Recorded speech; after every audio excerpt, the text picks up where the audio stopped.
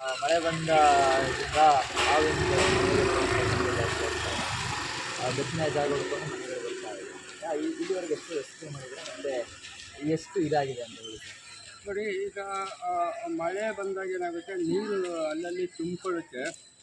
ಮೊದಲೆಲ್ಲ ಬಂದು ನೀರೆಲ್ಲ ತುಂಬಿಕೊಳ್ತಾ ಇರಲ್ಲ ಬೆಂಗಳೂರಲ್ಲಿ. ಇವಾಗ ನೀರು ತುಂಬಿಕೊಳ್ಳೋದ್ರಿಂದ ಏನಾಗ್ತದೆ, ಹಾವುಗಳು ಅವಕ್ಕೆ ಎಲ್ಲ ಬಗ್ಗೆ ಏನಾಗ್ತದೆ, ಹೊರಗಡೆ ಬರುತ್ತೆ. ಹೊರಗಡೆ ಬಂದು ಅದು ಅಕಸ್ಮಾತಾಗಿ ಏನಾಗುತ್ತೆ, ಮನೆ ಒಳಗೆ ಬಂದ್ಬಿಡುತ್ತೆ. ಯಾಕಂದರೆ ಅದು ಬದುಕಬೇಕಲ್ಲ, ಅದಕ್ಕೆ ನೀರಲ್ಲಿ ಮುಳುಗೋಗ್ಬಿಡುತ್ತೆ. ಸೊ ಅಂಥ ಟೈಮಲ್ಲಿ ಪಬ್ಲಿಕ್ ಒಂದು ಬಂದು ಏನು ಏನು ಹೆದರ್ಕೊಳ್ಳೋದು ಬೇಕಾಗಿಲ್ಲ. ಯಾಕಂದರೆ ಇದು ನಮ್ಮ BBMP ವನ್ಯಜೀವಿ ಘಟಕದ್ದು, ಅದಕ್ಕೆ BBMP ಹೆಲ್ಪ್ಲೈನ್ಗೆ ಫೋನ್ ಮಾಡಿದ್ರೆ ಆಗಿರ್ಬೋದು, ಇಲ್ಲ ನಮ್ಮ ಅರಣ್ಯ ಇಲಾಖೆಗೆ ಇದು ಮಾಡೋದಾಗುತ್ತೆ. ಅಲ್ಲಿ ರೆಸ್ಕ್ಯೂವರ್ ಬಂದು ಅದನ್ನ ತಗೊಂಡು ಹೋಗ್ತಾರೆ.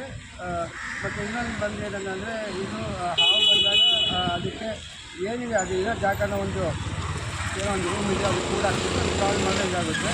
ಸುಮಾರು ಹಾವುಗಳು ಬಂದಿದೆ. ಬಟ್ ಅದು ಸ್ವಲ್ಪ ನೀರಿಲ್ಲ ಅಂದರೆ ಏನಾಗುತ್ತೆ, ಅದು ಪಾರ್ಕ್ ಅದು ಹೊಂಟೋಗ್ಬಿಡುತ್ತೆ. ಅಂಥೇನು ದೊಡ್ಡದೇನು ಇದು ಬೇಕಾಗಿಲ್ಲ.